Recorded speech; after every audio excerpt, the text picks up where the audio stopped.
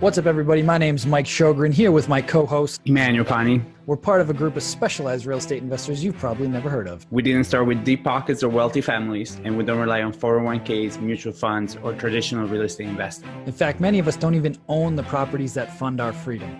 If you ask the money experts out there, they'd say what we do is impossible, yet it's happening every single day. It's happening through a new niche called short-term rentals. We are Short-Term Rental Nation, and these are our secrets. What's going on, STR Nation? Welcome back to another episode of the Short-Term Rental Secrets podcast. I'm your host, Mike Sjogren, here as always with my main man and brother from another mother, Mr. Emmanuel Pani. What's up, E? My brother, so good to see you. How's life? It's good. So I was downstairs before this, and we got some unfortunate news. We gotta put the family dog down tomorrow. So it's been a rough afternoon.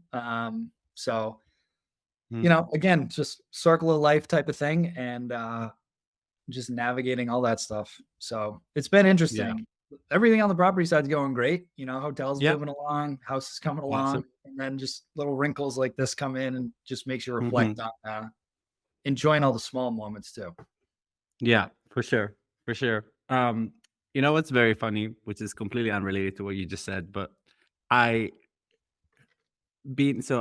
still in Italy, and it's funny to me because and we've been traveling just on Airbnbs, right? And as hospitality people, I always really feel super strongly about people experiencing hospitality and experiencing also the different level of hospitality. And when it comes to Airbnbs, experiencing hospitality in different countries really reminds you, or really shows you like what different countries value in terms of hospitality.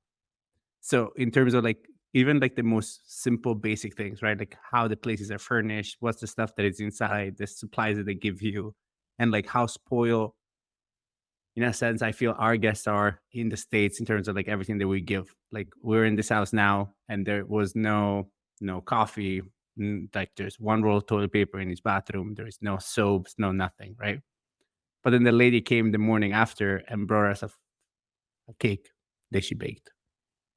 And I'm like, I so appreciate that, but I don't have any coffee to have this cake, right? So I'm like, why didn't you give me coffee instead of the cake, right? But at the same time, it's just also this like level of like a personal touch that is completely different here, right? And like every property the host is going to meet us, or somebody from the host team will meet us to let us in. There is no smart locks. Everything has regular locks. And like, I'm like, because the Wi-Fi is spotty and so on and so forth, right? Yesterday, I love food. I love eating. We've shared this in another show, but we went to a Michelin star restaurant yesterday, and in terms of like hospitality and understanding hospitality, the level that you have to be given any kind of star is unreal. And the team at this restaurant was a small restaurant, 6 tables, and the level of attention and care that this team had.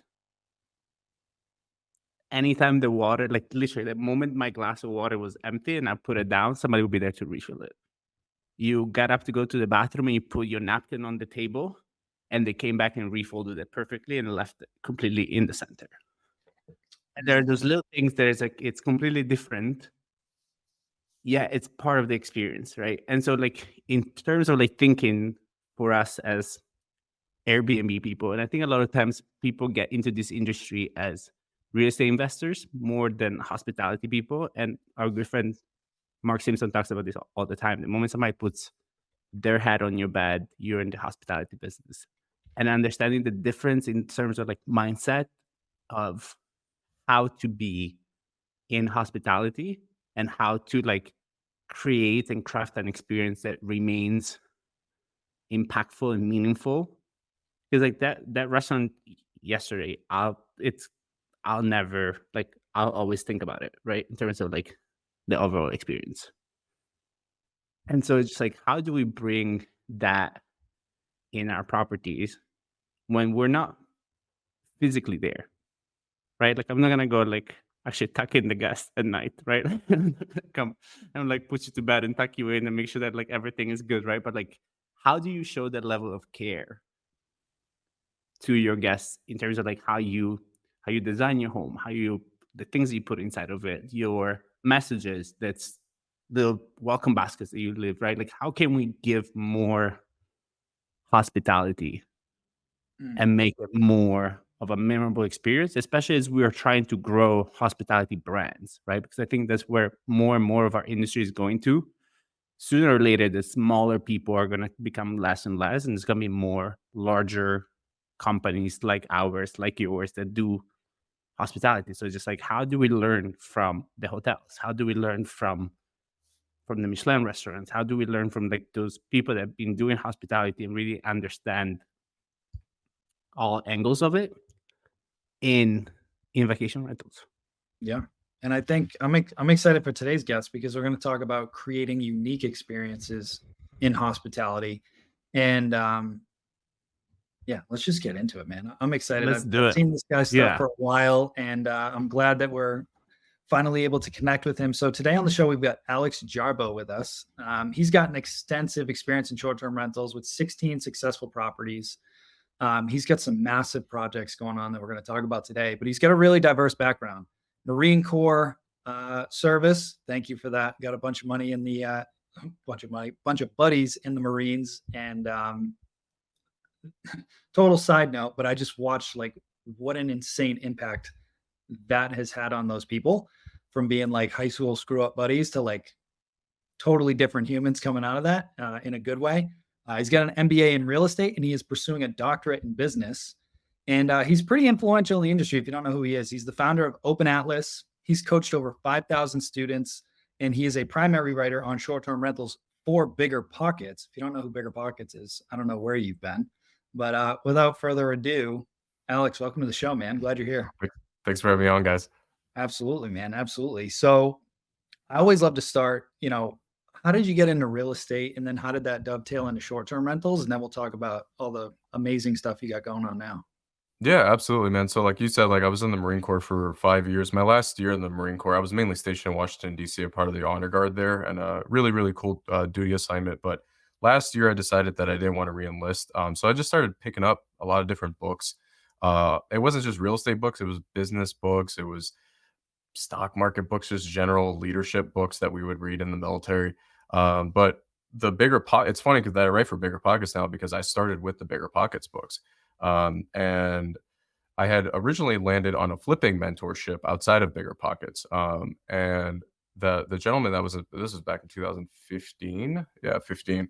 The we were on a group coaching call when you had to pick up a phone and do group coaching, and he had met that gentleman that was running that mentorship was like, all my long-term wealth is tied into short-term rentals. Like everything I do outside of flipping for real estate, I throw it into vacation rentals.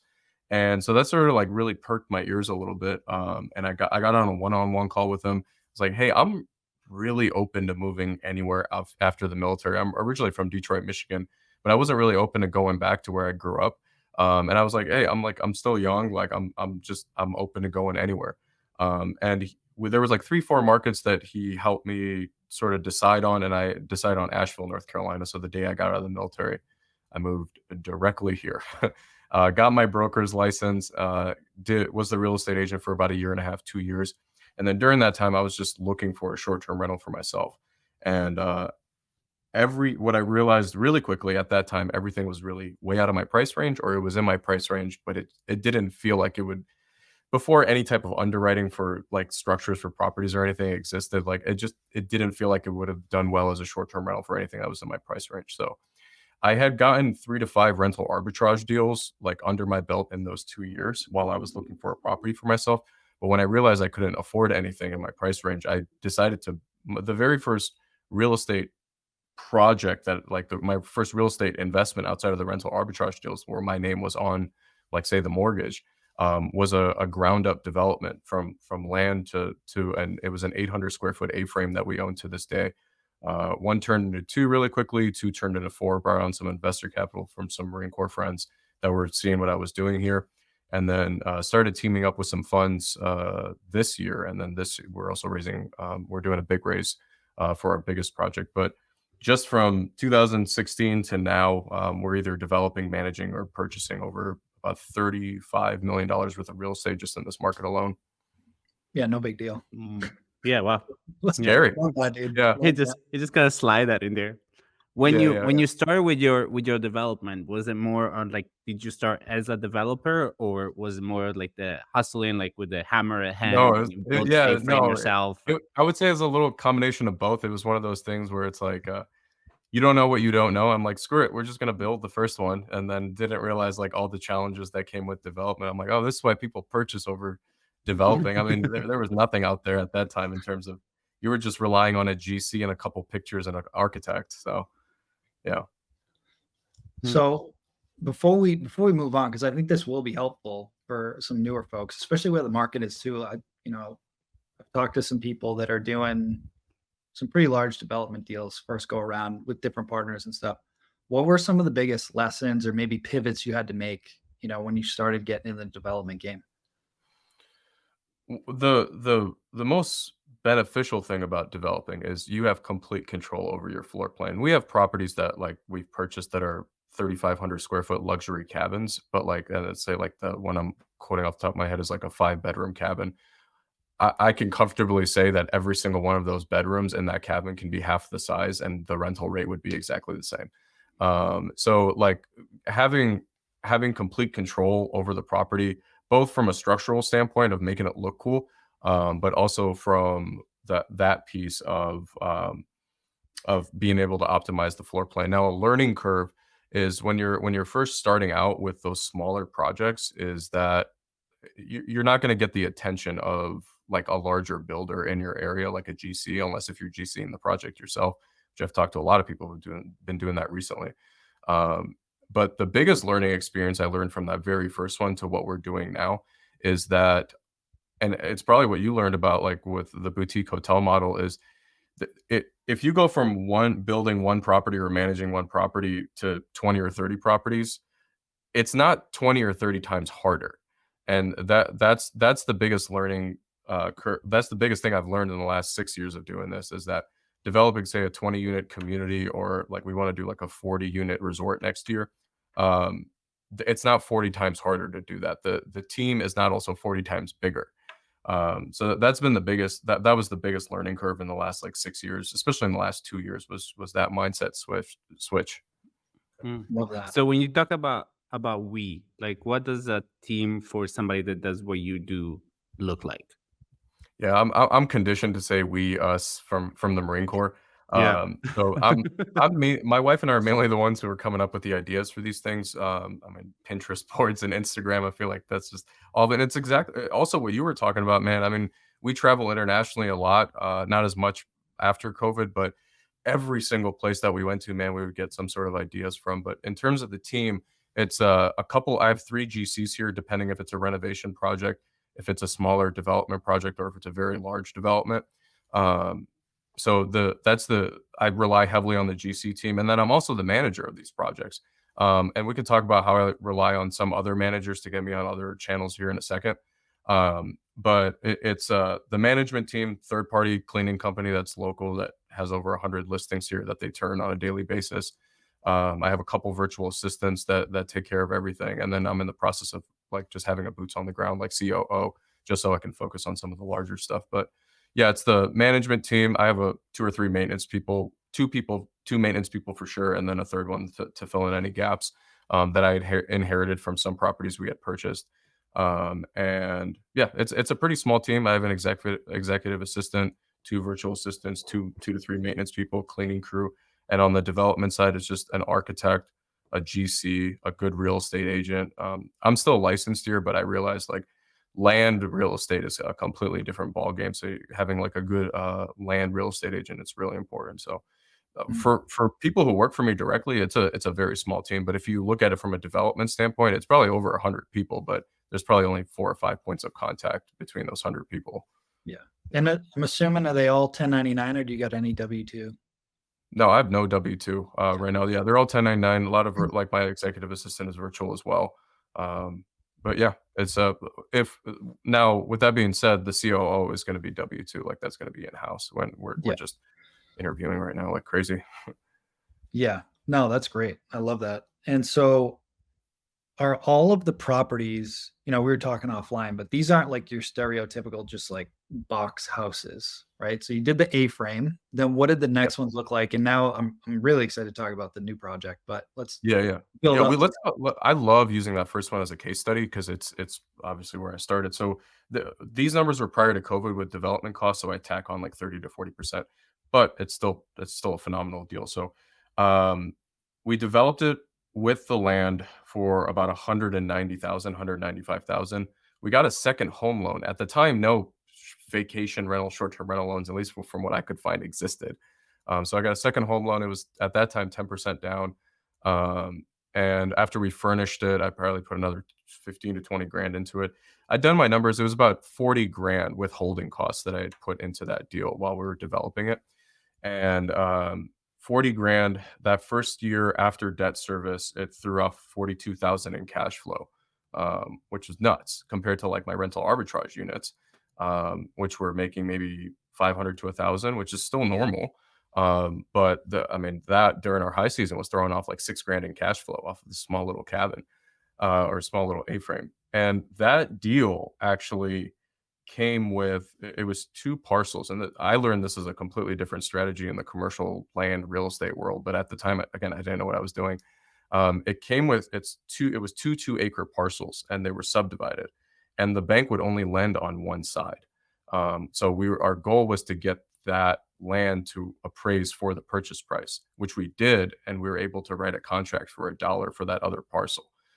So that quickly evolved into use. Once that first one was built, I then turned around, went to another bank. It was a credit union, and then used that land as collateral to build two more A-frames. After those two, we built two modular log cabins, which are very that was a very interesting experience because that was like build foundation, grade the land, and then drop these like beautiful modular cabins in place. They don't look modular by any means. And then we also acquired a couple properties during COVID. It was we had paused two of my projects on the development side because of how crazy things got. So we just started. I acquired two other properties with friends that have the potential to develop more properties on them because I just didn't want to stop. In terms of like if a good deal came across my table with how low the interest rates were, it didn't make any sense not to jump on a good deal. And then which was February of this year, we purchased a historic house built in 1885. It's a 5,500 square foot, just the main house, and then it's on 12 acres. It was originally a wine vineyard, and then it came with 6 other cabins on it. So we're just about stabilized on that. And then around that time when that one closed is when the deal before we started recording fell in my lap. That sounds amazing. So are you running Yeah. like a boutique hotel, or how does that work on that big one that we So just the main house was originally a bed and breakfast, but that's been the hard part. I didn't with us having we have a 3,500 square foot log cabin that I talked about. That one sleeps 16 people. This larger house sleeps only like 14 people. I thought it was going to be the same marketing strategy, but that we're just about to crack the code on the marketing piece on how to just market. It's like that main house is like a business in itself, even though we just rent it out as a normal short-term rental.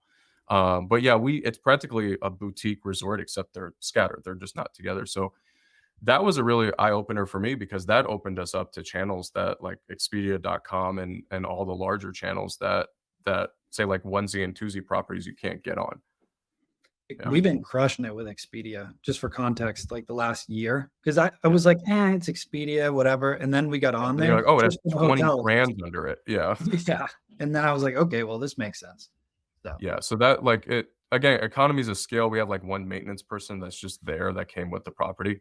Um, and it's just a beautiful property. We also learned a completely different, and this goes into the conversation you guys were having before I hopped on, which was hospitality. Like that property is also a wedding venue. We spent like 70 grand and we built like a wedding, like a ceremony side for a wedding pavilion.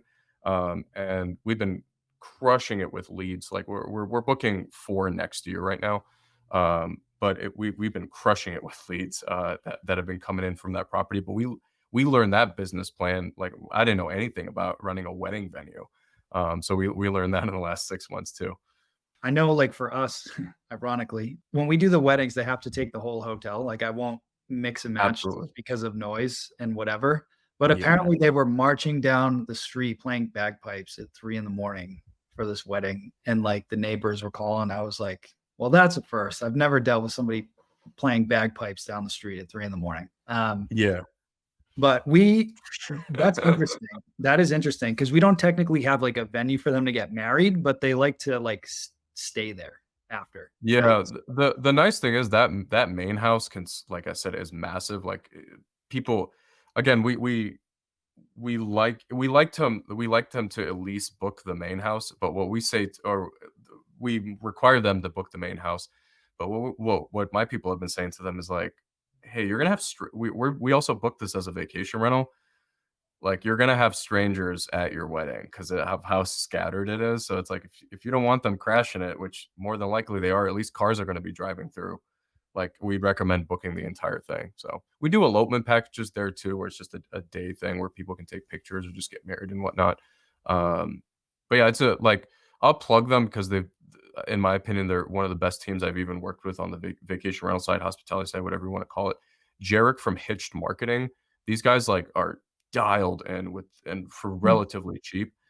These guys are dialed in with how to generate leads for only for weddings. I went to them for events like, hey, can we start marketing for corporate retreats? And they're like, no, we just do weddings. And they have their own CRM and everything that the team plugs into. Sweet. Thank you. I just Absolutely, wrote man. that down. That's great, man. E, are you back? I know your Wi-Fi spotty. I think so. I can hear you guys, but it just my Wi-Fi hasn't been great. All right. Well, I'll lead, and if you want to dive in, throw it in the chat, and then I'll ask questions just in case it cuts out. So let's talk about this new one, man. This Treehouse project. I'm Man. really excited to hear about this. Yeah, so the wedding venue, the historic house we were just talking about. It was a pretty not aggressive. It was a difficult closing. Like it was a I'll never plan a deal like that before. Like we were negotiating stuff like Christmas Eve and stuff, and like asking for extensions and stuff. So it's a very stressful deal, that one.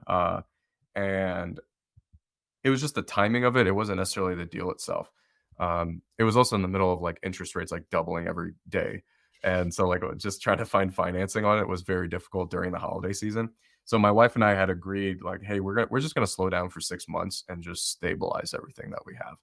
And so we made that decision. I have a phenomenal real estate agent here that's a good friend of both me and my wife, and went to her, and her name's Alexandra, and I was like, hey, Cecilia and I have decided like we're gonna like just take a break for the next 6 months. But I was like, if it's ever this community though, if that ever hits the market, like I really want to be the first to know because I'll jump on that immediately. And unfortunately, like 2 days later, she brings it to me, and she's like, it completely off market. They're like, hey, the sellers have never considered selling, and they're in the middle of a development, like expanding it, but they're willing to talk to you. And I was like, so then I had to go back to the wife. I was like, hey, like I know we just agreed on this. I was like, she never comes with me to listing appointments. I was like, just come up with me on this one. And she just absolutely fell in love with it. I was like, that's the hardest part of the negotiation right there. It wasn't even this side. So that then my agent sort of I'm really personal when it comes to stuff like this. Like the previous deal that we were just talking about, like I was talking to the owners directly every single day. So I asked my agent to just step aside, handle the contract stuff, handle the attorney stuff, and I'll handle the negotiations with the sellers. So I mean, for about I would say 4 or 5 months, the sellers are phenomenal people. Never had an issue with them. Very very hospitable, and they live right next to the property as well. Like they developed that entire subdivision that the property lives in, and so I was going up to their house like for 4 months straight, just on the weekends, just negotiating the deal. And it's a originally it was a treehouse community, but now it's called Earth and Sky Dwellings because they have a lot of unique properties too. So they have like I'm sure people listening have seen this property because it's been featured. Most of their properties have been featured on Airbnb's like Instagram account. But there's the Hobbit hole that's there. There's a couple. I don't want to say the movie names because I can get in trouble, and they've gotten in trouble. But they're some of the properties are themed as well, and they absolutely killed it. And these properties are no more than 400 to 600 square feet. But there right now there's 7. There's always been 7 the last couple of years. They're building out 13 more that are all themed in their own way. There's no copy and paste floor plan for any of the floor plans or any of the units. And it's ironically also a wedding venue. So like I would consider what we have more of like mid tier, but this is like very, very top tier. On top of the side of the mountain, beautiful mountain views, comparable to the Biltmore Estate and the Grove Park Inn, which are the 2 big boys here in this market. And yeah, it's just been exciting. We can talk about like the actual deal itself in terms of the owner financing piece we have lined up and all the social media stuff that we did for it too. Dude, Yeah. I can't wait to see this. Sorry, place. I'm like just blah. I've been working. Literally, this has been my full-time job just on this deal the last like 7 months. So real quick, I do want to touch on that real quick because I post a lot of content about the hotels, over the last couple of years, and a lot of people, they get excited about it and they want to get involved in it. And I always like to preface it with like, I would cut your teeth on like STRs before you do this. And there's huge pros to doing this. Like we talked about, the economies of scale, massive. From a valuation standpoint and the control over forcing appreciation, 100% as well. Insane. The couple drawbacks are the length of time it takes to do these deals is astronomically longer than a single family house. So like the runway, you just need to understand, like you're not going to close this thing and get a hotel up and running in 30 or 60 days. Like, No, it's like a 1 to 2 year thing if there's no development involved. yeah. It's Exactly. a 2 year thing to stabilize it from negotiations to like first conversations. Yeah, absolutely. Yeah. Yeah. So just bear that in mind. It's 100% worth it, in my opinion. Right. And clearly for you too, because you've been doing it and you're keep going bigger and bigger and bigger with it. I just wanted to get that out there for the listeners. Just know that going into it, and it's fine. You just want to like Yeah. it's a little different mindset of like, it's not, I'm going to grow a portfolio quick and generate a lot of cash flow quick. It just takes longer to do it. Yeah, absolutely. And I mean, also with that being said, like when you do cut your teeth for vacation rentals, there are some higher level systems that aren't like really discussed on the short term rental side that like apply to the hotel side or the resort side. But yeah, I mean, it's the whole idea for that, man. I mean, we wanted to develop something that big anyways. It was just that sort of just fell in our lap. And it just felt one of the top hospitality investment opportunities just happened to be in my backyard. But this property has got like 40, 50 million views across TikTok, YouTube, Instagram, everything.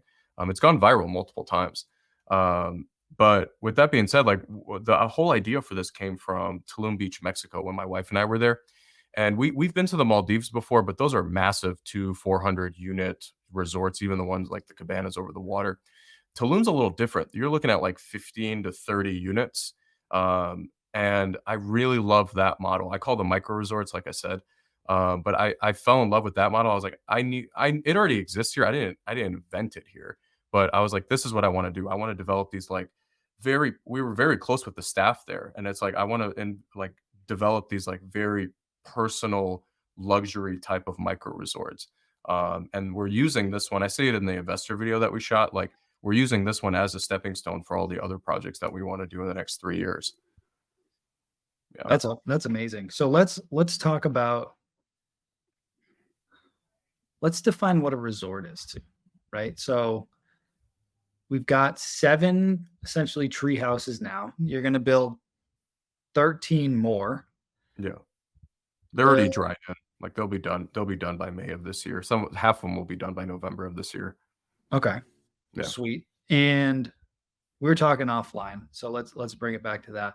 How did you structure this deal? Because it's very interesting. I haven't heard of anybody doing this yet with the previous owner and then development side. Yeah, we talked about, so we were able to secure owner financing on the deal, and I'm comfortable with saying that because it's all over all of our marketing for this deal for our investors.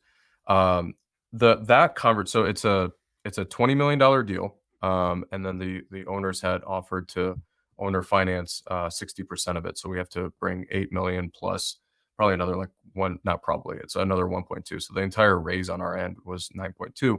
Where the owner financing piece came from, we met up at my historic house, and we started negotiating that piece. I had done a pretty extensive analysis of what I was going to offer at today's interest rates. because I had spoken to a couple banks that had shown some interest, but I was like, hey, can you just quote me a back of the napkin interest rate? Plug that into my models. And I was like, hey, I can do like 16.3, 16.4 million. So I wasn't like lowballing them by any means, but it was just like based off of everything I learned from vacation rentals, and also underwriting that larger deal that we closed on this year. So they for some reason were really stuck on that 20 million number. And I thought that number was not, I didn't think that number was being made up, but there was like no basis around it. It was just like 20 million. It just sounds cool. And come to find out, we have a commercial appraisal done on this property done by CBRE, which is like the largest real estate financial services firm in the country. And it appraised slightly over that 20 million, but at today's interest rates. But when I pitched that to them, I gave them my number before even I'd written a letter of intent, but I pitched it verbally in person to them, and they're like, "We're really stuck on this 20 million number." And my agent was actually next to me at the dining table, and he had said if it was, I kept mentioning if this was last year, I could make the 20 million number work, like with the interest rate. And my agent was like, "Well, would you give him last year's interest rate right now?" And that's where the whole conversation started about owner financing. So we were able to get a pretty lucrative owner financing deal. I mean, it's 3%. I've never heard of this before. I mean, even during COVID, the interest rates for commercial stuff like this wasn't this low. 3% owner financing, amortized over 30 years for 5 years. Now, granted, we are bringing a massive down payment to the table. That loan is also it's principal and interest. So I wanted to pay down that loan when it came time to refinance our investors and the sellers out of the deal. So there's a lot of cushion there. The cap rate, like you said, forced appreciation on properties like this is massive. Where cap rates are on this property compared to where they're going to be 5 years from now, just the built-in equity is ridiculous. And what we're giving to our investors is the entire tax benefit, which is a perfect time to do that from October to the end of the year right now. So, yeah. Damn, dude, I love that. I love that. So let's talk about fundraising a little bit, change gears, and then we can wrap it up because I want to be respectful of your time. I know we're getting a little long, but I'll talk for 2 hours if you need me to, man. I'd love to. I want to keep it tight. Maybe we'll do a part 2 to this, but Yeah, man. let's talk a little bit about fundraising. And I don't want to get into the weeds because I'm not an attorney. I don't think you're an attorney, but from a fundraising standpoint, did you do a fund or is it a syndication or like? Yeah, it's a single asset raise. Okay. It's not a fund. Yeah, it's a single asset raise, 506C or Reg D. Okay. C. So accredited only? Accredited only. Yep. Yep. And for the listeners, we talked a little bit about this, but accredited, basically it comes down to like an income or net worth equation. So like you can only take money from folks. I believe did they up it? Is it 250 single, 300 family? Yeah, I have a partner that's raising all the side on that side too, but like we tag team the investors. They also self-accredit, so they do it through our portal. But yeah, it's in that 250, 300 range. Or they have to have a net worth income. of $1 million, not including their Yep. primary residence, right? So you're targeting a certain affluent demographic to raise money from for these deals. And let's just talk high level for a second. What have you found is the best approach for raising private money? So network is huge. So, but again, I hate saying that to people who I'm teaching this to because it's like I've always been a fan of like dig your well before you need it. Like we're tapping into networks that we've had for. I mean, I met a lot of really cool people in Washington D.C. when I was stationed there. So that's a 10-year network there.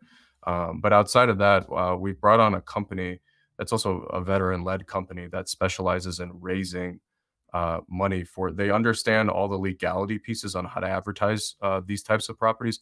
And we've been going back and forth between Facebook and LinkedIn, but our best leads have come from LinkedIn. Very, very targeted ads.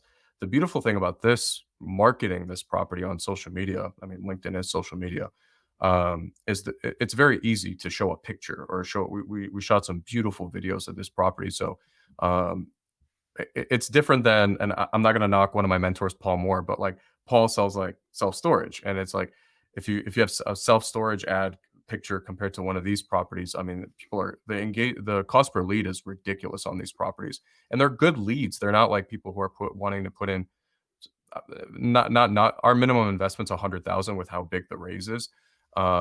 And like just instead of people like saying they want to put in 10,000, it's a lot of like 200, 500 plus thousand. So top of the funnel, we're marketing through a company. I mean, we spent 6 figures through this company just in the last 3 months. But they're generating anywhere between 8 to 10 leads for us. We then call them. We have someone that sets the appointment for either me and my partner, and then we just take it from there. We do a quick walkthrough, get them self-accredited through our portal. First thing, one of the big things one of the only things I've ever seen for what we did here was, shout out to Mark Simpson from Boostly, but Mark's built 2 websites for me for 2 of my other properties. We built an entire investor website just dedicated for this property alone.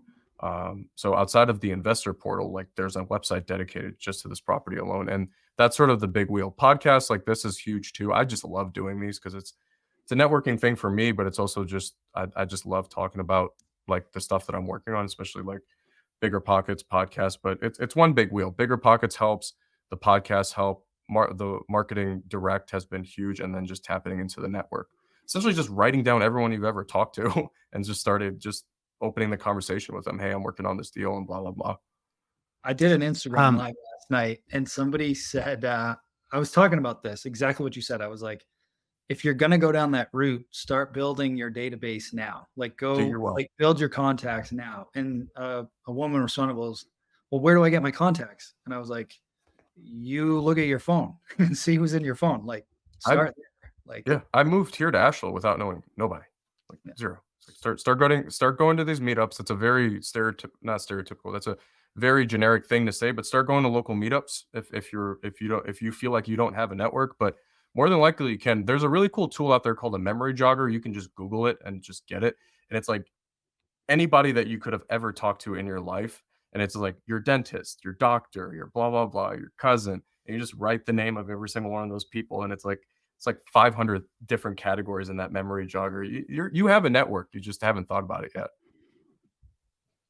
Yeah. Sorry, E. I think you were starting to talk. No, I am super sad that like I've not been able to speak as much. I've been able to hear everything. I'm actually on my hotspot on my phone. I don't know if I tapped out the Wi-Fi of the house. I don't know what happened, but it is what it is. Super curious to know. So, does the company that's helping you raise do they also do the investor relationships afterwards, or do you guys have somebody specifically on your? Yeah, my partner had raised capital for short-term rentals before. So the marketing company only provides the leads. Very like they set up the lead, they set up the marketing, and then from the lead standpoint, it's all us. Like it's all of our automations, and it's all of our like I'm between me and my partner. These are pretty like significant investments. We're asking for a minimum of 100 grand. Like my face, like I'm not calling these people. These are Zoom calls. Like I'm putting a face to the name. I'm putting a face to the voice. So that's very important. But yeah, in terms of investor relations, that's all going to be in-house, especially with a deal this big. Say like there are people that are putting in more than 100 grand, but say if everyone put in the minimum, I mean that's 92 investors. That's a lot. And that was my my question was is most of the fact that like people don't understand, or like I think there is such a like responsibility in terms of raising money and in doing it right is that component of it, like and also thinking, okay, I can raise money, I know the people, but then it's understanding also like what is the system that goes behind communicating with people, what is the system that goes behind setting expectation, what does that look like, how do you, especially when it comes to like such a huge project where it has so many variables, is like what do you do? Like do you guys have monthly newsletter? Do you have monthly investor calls? What does that system look like? Because I think a lot of the times, especially when it comes to taking people's money, the issues that I've seen always come up when people don't hear from you. Because then human nature, at least in my experience, is if I don't hear from you, I don't think the best. I immediately go into like, like absolutely, these people are running away with my money, right? So just like, okay, like what does that background look like, and like how do you guys keep people feeling good about the fact that they invested so much money into a project that is obviously great because they wouldn't invest it in the first place. But like, how do you keep that? Yeah, I mean, most of actually, I'm not gonna say most, all, almost all. Like these are not local. Like, yeah, they're giving their money and they're not visiting the site, right? When you first take someone's money, I think it should be a weekly thing. There's something that I stole from Brian Chesky, which he sends out a Friday email every day or every week. I love that idea. Video is huge. Like all of our investor updates, like we send an email, but um, when so like some of the investors are direct. I'm teamed up with a fund, so I have some sort of I have a responsibility to give them updates. And shooting a video update is way more powerful. Just sending an email, metrics or whatever. You can do that too with the video. But like walking the property, whether it be me or someone on the team, just be like, hey, like this is what we're working on. When it comes to this development stuff, I mean, it's weekly touches after we take their money because of it's like the deal hasn't closed yet, like it's closing in 3 weeks here. But another side to that is like there's a lot of development after that. So if it was a stabilized asset like a class A multifamily, whatever, that the touches will probably be a little bit less frequent. But also the other side to that is I will say, and I hate to say, but it just comes from mentors. I've never done a 506B before for non-accredited and sophisticated investors. But the accredited investor piece, I mean, you're dealing with a higher level, like you said, like a higher level of investor there. So there's a certain expectation that's usually a monthly update. And if you can sort of exceed those expectations with like weekly updates and weekly touches, that helps a lot. But I would say from when you take their money, it has to be like weekly, at least for the first couple months. No matter where you are in the project, you can't just Yeah, throw them off yeah, to the wind. and I love that. It, And I think I, like that's we live in this world of like automations, and it's like virtual assistants and blah blah blah. This is like putting a face to the name. I mean, if you're putting like $500,000 into the deal, I'm flying out to meet you. So Mhm. it's stuff like that. Like we live in a world of automations, emails, virtual assistants doing a lot of our work for us. But this is like old school of like getting face to Yeah. face originally through a Zoom, and then I mean, like my mentor Paul. I mean, whatever city he's visiting, he usually has investors in that he's like asking them to take him out to lunch and stuff. It's a very old school way of getting to it. When you get to a certain level too, I've seen like larger funds like do like in like the same way how you guys ran the short term rental like um conference this year that I was at in Nashville. Same thing, but they do it for their investors where they try to get all of them in there like every year. I think that's like once you get to like the 2, 3, 400 investors where it gets a little bit more difficult. Doing these like in-person events, it would be like really important. I've seen it with the larger funds. So completely Yeah. different No. business model. And I'm not going to say that I know everything. I've just leaned on some very smart people in the multifamily and other commercial real estate asset classes to help me get to what I know now. Yeah. Love that, dude. Love that. Well, this was fun. I could literally go another 2 hours, but I try and keep them around 45 minutes here. But before we get I into thought he was just staring at me intently. he is just grilling. So Before we get into the last question, I just wanted to say thank you first off for coming on, sharing all this knowledge with us, and man. really cool projects. Really excited to see how these turn out. And where can folks learn more about you, the project, get in touch, all that good stuff? Yeah, Bigger Pockets or LinkedIn. Just you guys can look me up, Alex Jarbo. I manage all my social media stuff on LinkedIn. And then if you guys are interested in the deal, and I'm sure we'll put in the show notes somewhere. It's openatlas.investments is going to take you directly to the investor portal. So or the investor website with all the different videos and all the different stuff that we shot for the property. So that's openatlas.investments with an S. Awesome, man. Well, the last question that we ask all of our guests is, what is your number one secret to success with short-term rentals? It's short-term rentals and life in general. It's just like staying humble and understanding that you're not going to know everything, but also just being an eternal learner, just for business and life. I mean, just staying in. I'm constantly reading books. I'm constantly looking at stuff to make my business and myself better. It's just being an eternal learner. And stepping out of your comfort zone a little bit or stepping out of your own business is also very important too. So like I love going to like general business conferences outside of just short-term rentals or say like BP Con with Bigger Pockets. Like step outside of your business because you're going to learn some stuff like systems that like are applied, say, in a manufacturing business that you can apply in your business. Yeah. 100%, man. Well, this was a pleasure, Alex. It was great to finally connect with you on here. And for all the listeners, hope you guys enjoyed this one. We'll have all the links down in the show notes. Go check out Alex, go check out the projects, and we will talk to you guys soon. Take Bye, care, everyone. Hey, STR Nation, if you enjoyed this episode, please make sure to hit that subscribe button and leave us a review. And in the comments, let us know what topics you want us to cover on upcoming episodes, and we'll make sure to get that in the books for you. And if you really want to learn how to launch, automate, and scale your short-term rental business, if you want to go deeper, then check out our free masterclass at strsecrets.com.